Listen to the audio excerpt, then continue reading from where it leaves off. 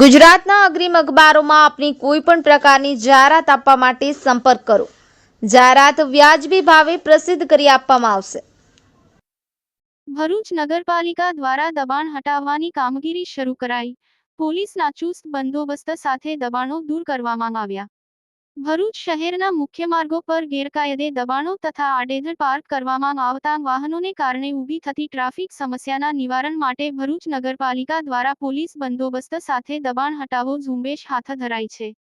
જેના કારણે લારી ગલ્લા ચાલકોમાં દોડધામ મચી જવા હતી.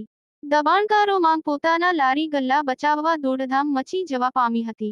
ઔદ્યોગિક ક્ષેત્રમાં હરણફાળ ભરી રહેલા ભરૂચ જિલ્લામાં વાહનોની સંખ્યામાં વધારો થઈ રહ્યો છે.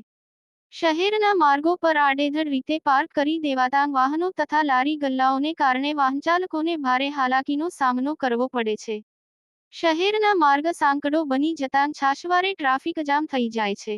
શહેરમાં વિકટ બનેલી ટ્રાફિક જામની સમસ્યાને હળવી બનાવવા માટે ભરૂચ નગરપાલિકા દ્વારા દબાણ હટાવો ઝુંબેશ શરૂ કરાઈ છે. જેના આજે પ્રથમ દિવસે ગીતા પાર્ક સોસાયટીના માર્ગ તરફ જવાના માર્ગ પરના દબાણો હટાવવામાં આવ્યા હતા.